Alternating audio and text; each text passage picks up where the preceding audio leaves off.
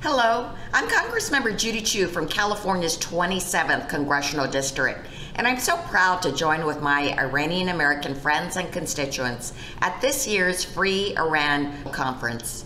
For years, I've been proud to stand with you in the fight for human rights and democracy in Iran. And each year, this conference sends a powerful statement to Iran's leaders that their repression and violence are unacceptable.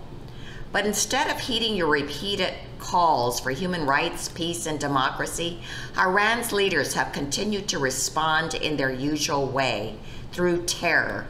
Iranians who are brave enough to speak out have been tortured, beaten, waterboarded, shot, and more. And they even tried to bomb the 2018 Free Iran gathering. Fortunately, the would-be terrorist was caught and convicted.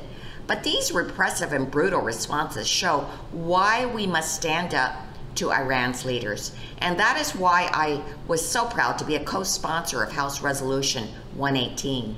This critical resolution condemns Iranian state-sponsored terrorist attacks and expresses support for the people of Iran who are engaged in legitimate and peaceful protests against the Iranian regime. I am proud that this resolution has 246 bipartisan co-sponsors already, which is the majority of the House of Representatives.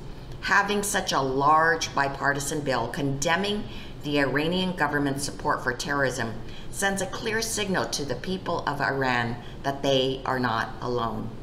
That message is especially important now, as one of Iran's most brutal killers, Ebrahim Raisi, was just elected president in an election that was neither fair nor free.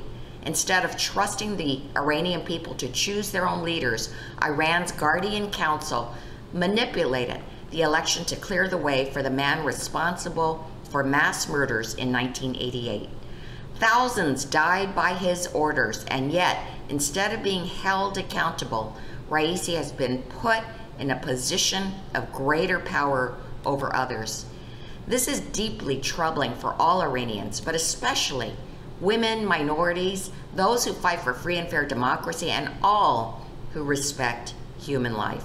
That is why it is more important than ever that we continue to speak out against this state-led violence, and why we need resolutions like House Resolution 118 to let Iran's leaders know that we are watching, and to let the people of Iran who fight for freedom and democracy know they are not alone. The Iranian people deserve to be free from the harsh and violent rule of Iran's mullahs, and the world deserves to feel safe from Iranian support for terror and violence.